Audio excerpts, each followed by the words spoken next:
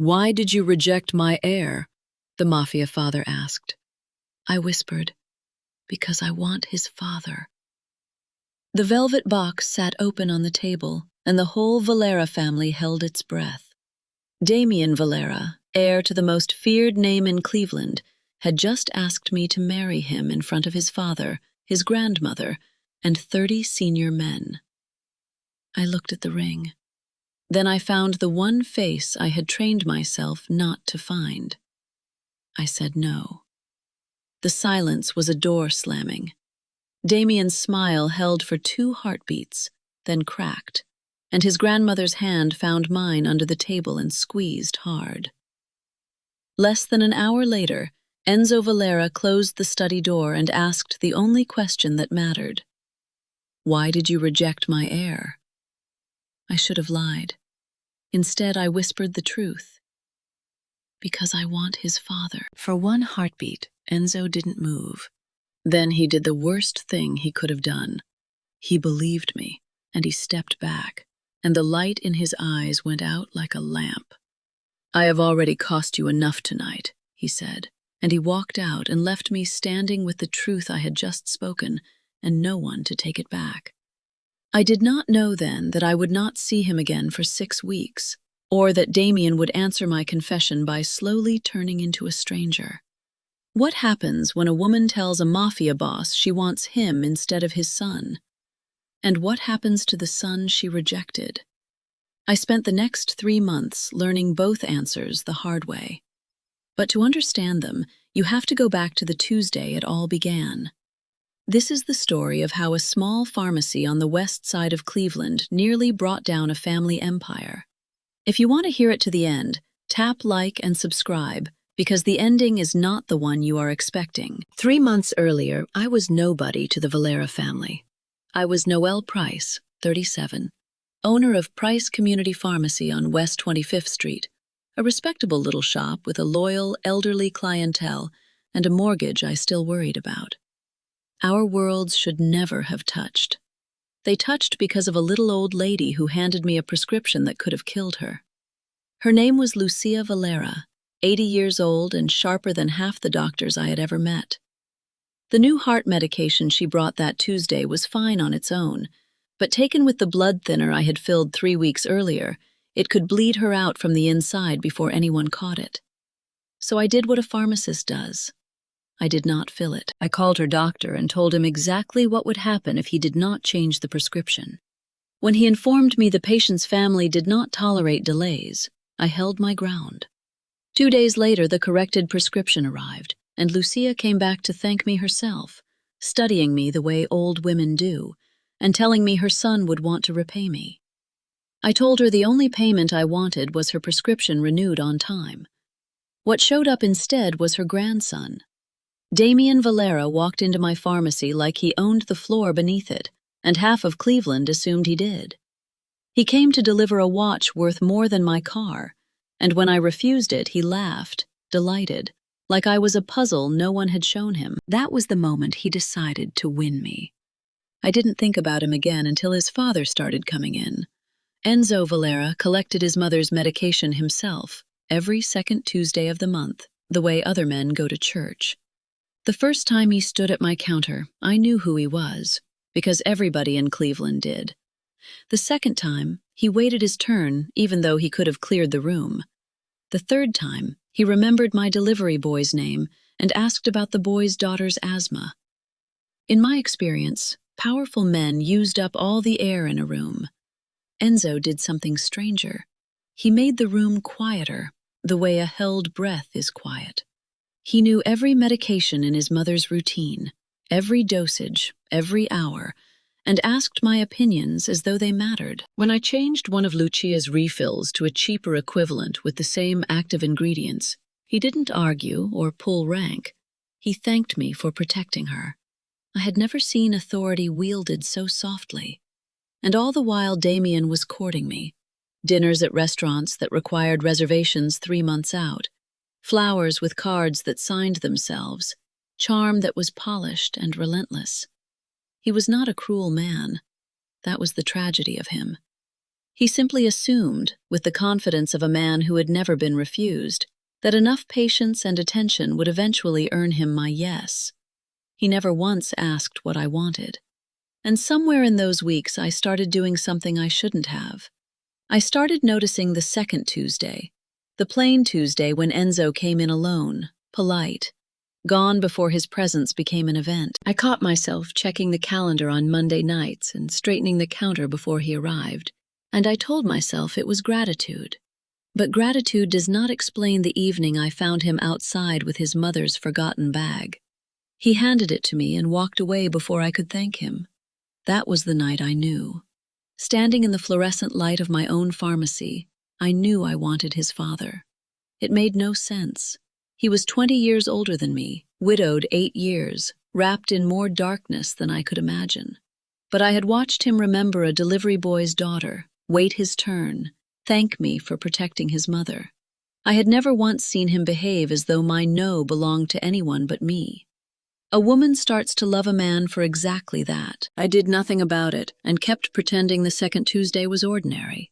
But the Valeras noticed more than I gave them credit for. One Saturday, Lucia called my pharmacy herself and asked whether I would do her the honor of a small family dinner, mentioning that Damien had been asking about me. I said yes, for reasons I did not let myself examine too closely. The dinner was not small. It was held in the house on the hill above the city, and it felt like a coronation.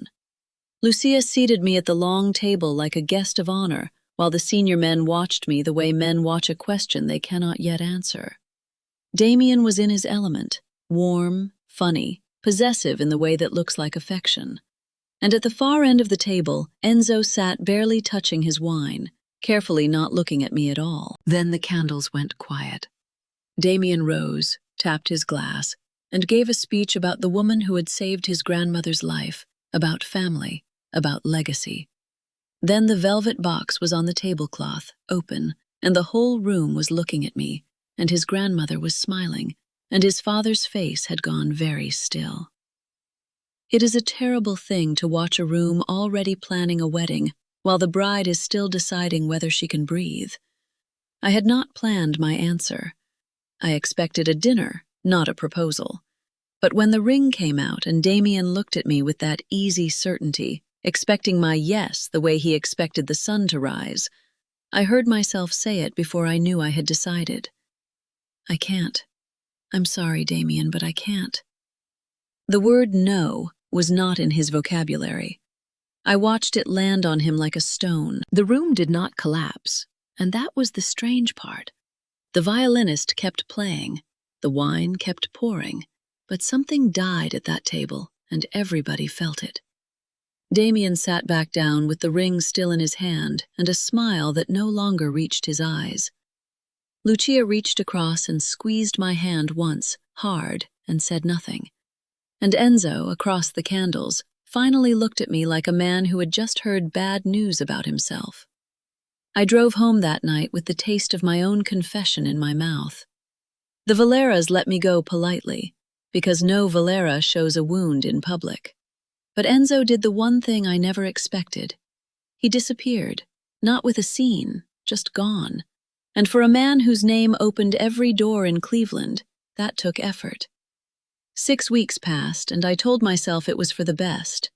I had told him the truth, and it frightened him. A frightened mafia boss isn't something a woman builds a life on. The pharmacy kept me busy, but I kept catching myself checking the calendar on Monday nights, reminding myself there was nothing to check, then checking anyway. Then the monthly refill came up, and a courier brought it instead of Enzo, and I signed for it without asking where he was, because pharmacists who ask questions about mafia bosses do not stay pharmacists long. I also started keeping notes on Enzo Valera's health, not because I had been asked, but because I had spent 3 months watching a man I cared about, and I had noticed the way his hand trembled against the counter on his last visit before he vanished. I noted the date, the time, the tremor. I did not know then that I was building the case that would save his life. Lucia called on a rainy Tuesday, 6 weeks after the dinner, her voice thin in a way I had never heard. Her son was shaking, she said, confusing his words. Would I come to the house and check his medication? She asked the way a drowning woman asks for a hand. I heard myself say yes before I decided anything, because for 6 weeks I had been checking my calendar for a man who had stopped coming, and here at last was the door back into his world. The house on the hill that had glittered with candlelight felt different now, heavy, the way houses feel when the people inside are afraid of something they can't name. Lucia met me in the hall and pressed her hand against my arm like I was a lifeline. "He won't see the doctor," she whispered. "He says it's stress. He says everyone gets old." Enzo stood at the study window, like a younger man wearing an older man's exhaustion. His hand, the one that had signed contracts moving cargo across 3 states, trembled against the glass. When he turned, I saw the whole shape of it in his eyes. He hadn't avoided me because he didn't want me. He had avoided me because wanting me cost him something, and he didn't want me to see it. I checked his medication like a professional, which is to say I did not look at his face and my hands did not shake. The pills were as they should be, the dosages right, and I told him I wanted a full blood panel and a neurologist, the way I would have told any patient. The most dangerous man in Cleveland listened the way he had about his mother's prescription. He didn't go. Dr. Malcolm Rourke, the family physician who had treated the Valeras for 20 years, pronounced it stress, age, overwork. I had met Rourke twice at the pharmacy, a silver-haired man with careful hands and the kind of calm that makes other people calm. He told Enzo to rest more and delegate more, and he told Lucia her son was fine. I wanted to believe him. I needed to, because the alternative was that something was wrong with Enzo beyond medicine, and I did not trust my own judgment where he was concerned. The episodes went on, the terrible rhythm of the next 3 months. Enzo would be fine for a week, sharp, merciless, himself, and then he would call a driver by the wrong name, or lose his train of thought, or drop a glass at dinner. Each episode passed quickly, leaving him furious, because fury was easier than fear, and leaving me taking notes like a woman solving a math problem that kept changing. I built a record of dates, times, symptoms, what he had eaten, what he had taken. It was a pharmacist's habit, and it may have saved his life, because after 6 episodes, I saw the pattern no one else was looking for. His worst collapses always came after medication that Dr. Rourke had brought to the house directly. The prescriptions I filled with my own hands never seemed to hit him the same way. It could have been coincidence. I did not believe in coincidence when a mafia boss's health was involved, and I began quietly asking Enzo to save every package instead of throwing it away. He asked why. I said I was a pharmacist. Pharmacists notice things. Meanwhile, Damien was everywhere, looking guilty in a way that made my stomach clench. He photographed his father's medication schedule. He met with senior captains without his father present. He asked the family attorney what would happen if Enzo became medically incapable of leading.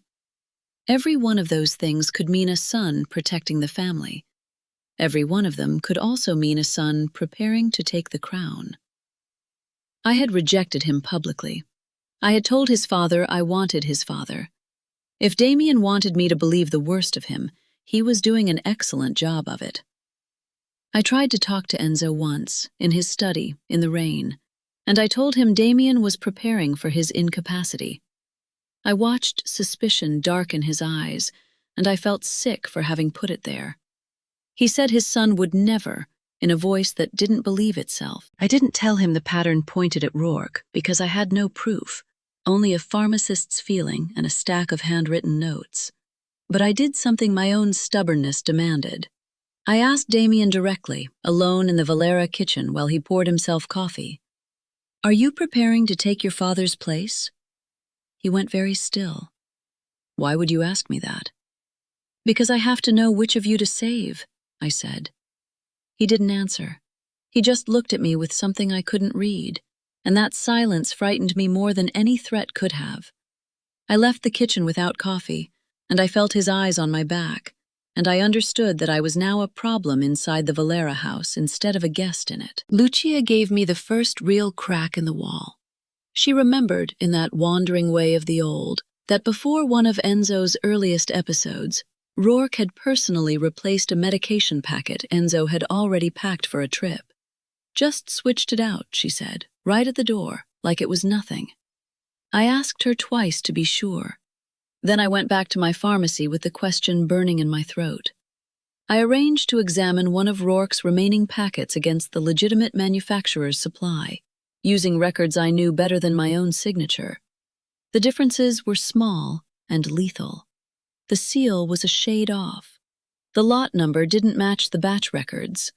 The blister foil had been pressed a second time, leaving a faint double line you would only catch if you spent your life looking at pills. Someone had substituted Enzo Valera's medication, and Rourke had been the last pair of hands to touch it. I stood in my own back room with the evidence on the counter and understood two things at once. I was the only person in Cleveland who could still save him, and the person destroying him walked in and out of the Valera house like family. I bagged the packet in a sandwich bag, dated it myself, and hid it where no one would think to look. I didn't sleep that night. I sat in my kitchen and made a list of everyone who could be doing this to Enzo Valera. I wrote Damien's name at the top because the evidence pointed there, and Dr. Rourke's name underneath because the pattern pointed there, and I stared at the two names until I understood something like freedom. No one was coming to save me or him. If this was going to be stopped, I was going to have to stop it. I took the evidence to the one person I trusted not to use it against me, and the only person with skin in every version of this fight. Lucia sat in her kitchen, 80 years old, and looked at the foil packet the way a mother looks at a wound on her child, with a stillness worse than crying. Then she said a name, and it was not her grandson's. Enzo wouldn't hear it.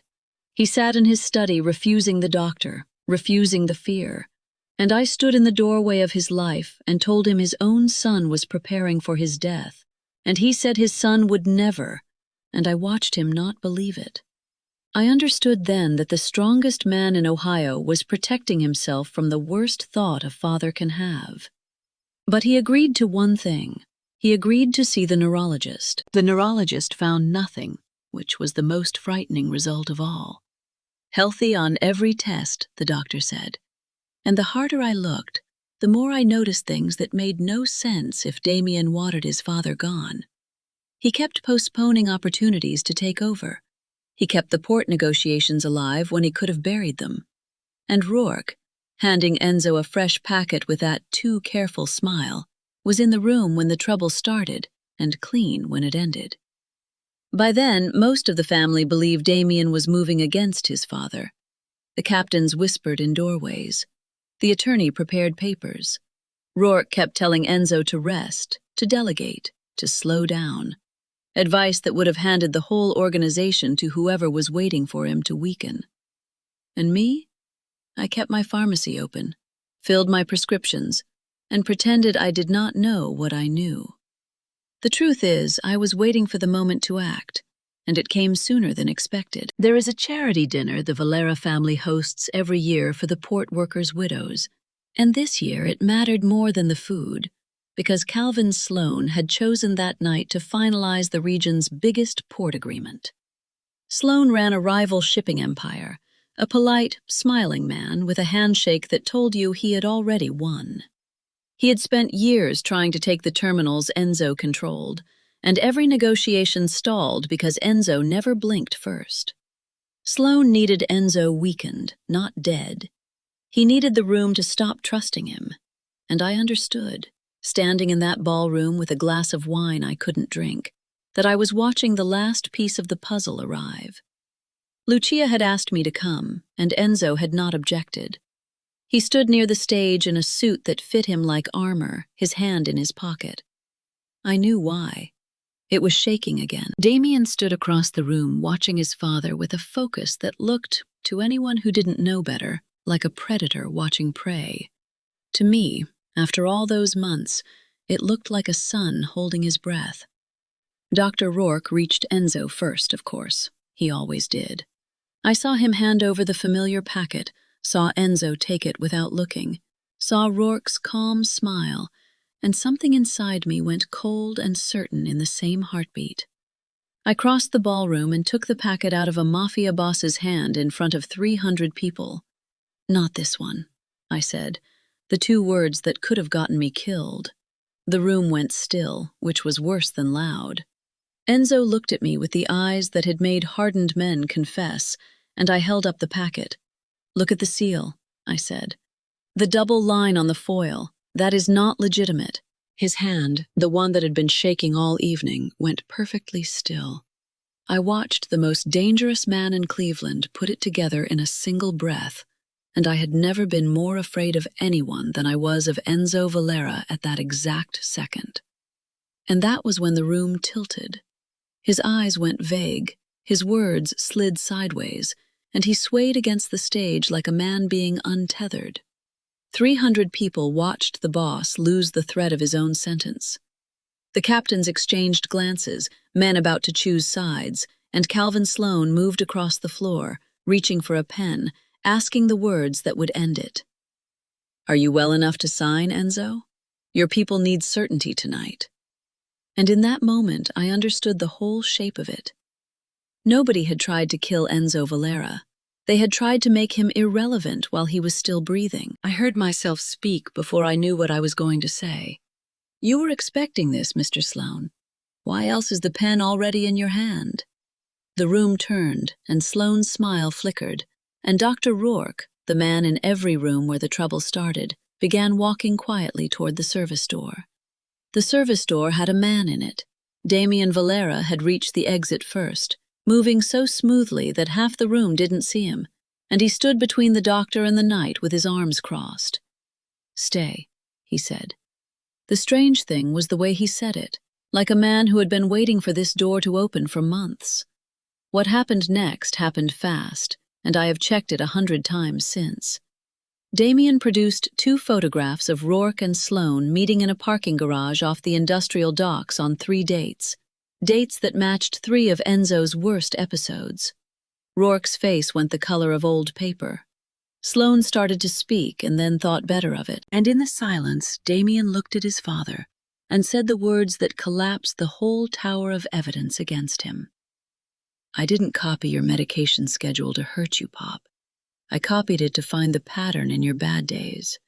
I didn't meet with the captains to take your chair. I met with them so that if you collapsed, no outsider could walk into the vacuum I knew Sloan had been digging. I stood in that ballroom watching the son everyone had suspected become the son everyone had misjudged, the last of the misdirection falling away.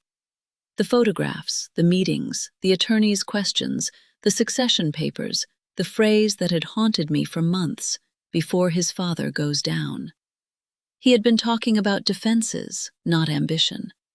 He had spent 3 months preparing for his father's death because he refused to let it happen. He kept it secret because his father would see concern as weakness. 2 proud men, each afraid the other thought less of him. That was the real tragedy underneath the crime.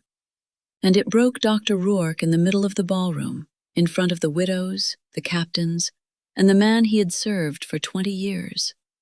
He confessed the way men confess at the bottom of their own lives. Sloan had found an ugly piece of his past, years of misreported billing and a patient he had quietly harmed, and used it like a leash. The goal was never to murder Enzo. It was to make him look addled and unreliable, episode by episode, until his own people stopped trusting his judgment, and the port terminals slid into Sloan's lap like a tipped scale. And the man holding the leash had been eating dinner in Enzo's house for 20 years. Enzo stood with his hand no longer shaking and listened to his doctor explain, in detail, that he had been slowly poisoning a man's reputation with the blessing of a rival. When Rourke was done, Enzo did not look at him. He looked at Calvin Sloan and spoke in the low voice that had ended careers. He would not be signing anything tonight. The agreement was dead. And Sloan would learn the true price of mistaking the Valera family's mercy for weakness. The pen stayed in Sloan's hand. The signature never happened. Rourke was taken out through the service door with a courtesy that frightened him more than violence would have, and Sloan left under escort, clearly not leaving Cleveland. And Enzo Valera, still unsteady, still pale, did the thing that told me everything about the man I had chosen. He did not grab me. He did not thank me in front of the room. He said my name once, quietly, the way a man says a prayer. I asked myself later what I would have done if I had been Damien, carrying that secret for months. Would I have trusted my father with the truth, or protected him in silence the way he did? I would love to read your answer in the comments, because I have thought about it every day since. That night he followed me home in the rain, and I did not ask him to leave. I made coffee, and he sat at my kitchen table in his ruined suit. And for the first time since I whispered the truth about his son, we were simply in the same room, with nothing between us but the weather. He looked at me across the counter, and neither of us said the thing that was in both our eyes. I thought we might finally find our way to each other that night. I think he thought so too. But Enzo Valera had spent 8 years as a widower and 30 as a king, and kings do not take off the crown even for love. He thanked me for saving his life, stood, and walked out into the rain, and I stood at my window watching his taillights disappear, wondering if I had just lost the only man I had ever really wanted. The weeks after the dinner were the strangest of my life.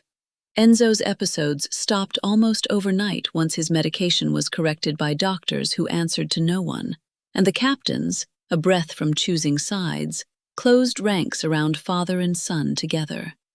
The family recovered the only way families like that can recover from a betrayal, in private, in meals, in small mercies. And I waited, because I am not a woman who rushes into a man's arms at the first sign of danger passing. I waited to see what Enzo Valera would do with the thing I had given him, which was not my love. It was my trust, and it was worth more than any of the money in his house. He knew it, respected it, and left me alone, and I learned from the leaving.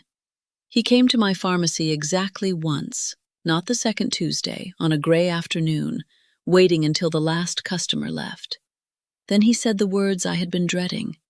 "I think you should know," he told me, "that you will never be a secret to me, and you will never be compensation for what I survived, and you will never be the woman the boss keeps in the dark. My son's mother taught me what a woman is owed. I would rather lose you than owe you less." I felt my heart crack open and mend in the same breath, because he had just named the 3 things I was afraid of without me ever telling him. But I did not take his hand across the counter. I did not say yes to anything, because nothing had been asked, and because I had learned something about the Valera men that I was not going to unlearn in one afternoon. Damien's yes was something to be earned. Enzo's yes was something to be given, and I had spent the whole of my adult life refusing to be earned by anyone. So I told him the truth with my whole heart in my voice. "I am not ready to be anyone's anything yet," I said. "Not yours, not his, not theirs. When I come to you, if I come to you, it will be because I chose it, with no debt attached and no son standing in the door." He heard it, nodded, and left, and I watched him go, knowing I had just done the hardest thing I would ever do in love. And the strange part was that he seemed almost relieved, as if the one thing he could not bear was a woman who gave herself away to be kept safe. It was Damien who surprised me next, on an ordinary Tuesday, not the second Tuesday, standing at the counter the way his father once had, waiting his turn behind an old man buying heart medicine. When the old man left, Damien spoke without any of the polish I had come to expect from him. "I thought you would come around," he said. "I thought if I was patient and generous and present enough, you would eventually see me the way I saw you. I never once asked you what you wanted," he went on. "I assumed my wanting was enough, and that is not love. That is arithmetic." He smiled in a way that made him look older. "I will not make that mistake again with anyone." I said the truest thing I had. "You are going to be a good man, Damien. You already are." He nodded and left, and I watched him go and understood that the rejection had not ruined him. It had finally taught him the lesson his father learned long ago, that a person's answer belongs to that person, and no amount of deserving it makes it yours. Something in the Valera house loosened after that conversation. And I felt it in the way Lucia's dinner invitations arrived. Lighter, less like summonses and more like warmth. And in the way Enzo's Sundays with his son began to heal the oldest wound in that family. Enzo and Damien spent Sundays together again.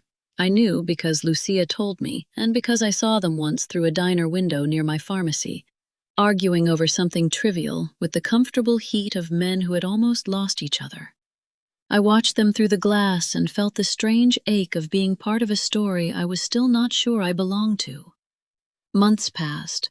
The leaves turned, and the first snow came, and the house on the hill settled back into its old rhythm: meals, business, the bickering love of a father and son too proud to speak. And every time I was invited to that house, I went, because I loved Lucia in a way I had not expected, and because going meant I might see him. The family stopped treating me like a guest who might break something, and started treating me like furniture that belonged. And everywhere I went in that house, I felt the absence of the man who ran it, Enzo always there and always not there, courteous, warm, careful to stay an arm's length away. I told myself he was protecting his son's feelings, protecting the family's peace, protecting me. Patience has a limit, and I found mine on a cold Thursday when he walked me to my car and did not say what was in his eyes. I heard myself ask the question I had sworn never to ask. Are you ever going to stop protecting me from yourself, Enzo? He looked at me a long moment. When his son is past it, he said, when it won't cost my boy his pride. When I can come to you without it looking like I'm taking something that was his. That was the moment I understood. He was waiting for permission he did not think he deserved, and his son had already given it, and he had not heard it. So I gave it to him in the only language he accepted. I told him my door had no locks to earn, that I was done being patient, and that the next time he wanted me, he should come to my pharmacy after closing, alone. Like a man asking a woman to dinner, not a boss claiming a prize. I did not see him for 2 weeks. I did not cry because I had stopped believing in tears by then. I filled prescriptions, counted inventory, took my shifts like a soldier, and every evening at closing I glanced at the glass door, at the street, at the dark shape of the hill where the Valera house sat above the city. I told myself the same lie every night. I wasn't waiting. I was just closing up. The night it happened was unremarkable. Thursday, early spring, rain that had threatened all day and finally arrived. I was locking the pharmacy at 9 when I heard footsteps crossing the wet pavement, and I turned, and my heart did the thing it had not done since I was 19 years old. Enzo Valera stood under the awning alone, in a plain coat, with no guards behind him, no car at the curb, no entourage. He looked older and softer and terrified in a way that closed my throat. He came in when I opened the door and stood dripping on the mat of my little pharmacy, and for a moment neither of us spoke. Then he reached into his coat, and my stomach dropped, because I thought it would be a box, a ring, a declaration. It was an umbrella, plain black, still wet, held out with the expression of a man who had rehearsed this 100 times and still did not know what to say. "I'm asking you to dinner," he said, "not because I owe you, not because my son released me, because I would like to have dinner with you, and I would like you to choose it." I stood in the doorway of my own pharmacy in the rain, with the most dangerous man in Cleveland holding an umbrella and asking for nothing except my answer. And in that moment, I understood that this was the entire point of everything that had happened. Damien had pursued me with everything he owned and never once asked what I wanted. Enzo had spent a year earning the right to ask for one simple dinner, and he had asked with nothing but an umbrella in his hand. I took the umbrella. I said yes. He did not grab me. He did not pull me into the rain to seal it. He just smiled, a real smile, the kind I had never seen on his face, and waited while I locked the door, and we walked down West 25th Street together under the one umbrella, like two ordinary people with an ordinary evening ahead of them. The city was gray and wet and entirely unremarkable, and I have never seen anything better in my life. Somewhere behind us, the Valera house glowed above the city like a lighthouse the family no longer needed for anything but light. And somewhere ahead of us were dinners that turned into evenings, and evenings that turned into a quiet truth between two people who had both learned how rare it is when someone hears no and stops. But none of that mattered as much as the walk, because the walk was the answer to the question that had started everything. I did not reject his heir because I was chasing power or position or a bigger name.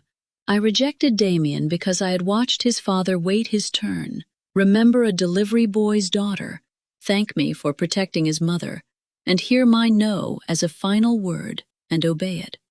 I chose Enzo because he was the only man in the story who ever treated my yes as a gift instead of a debt.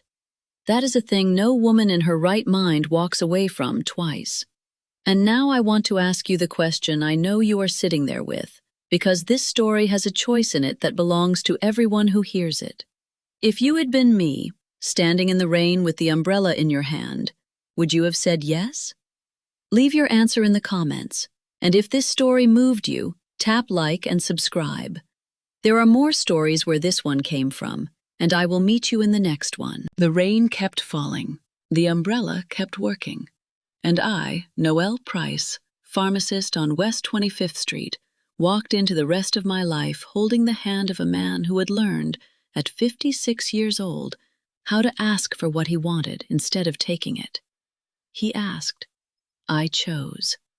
And that, for both of us, was the whole of it.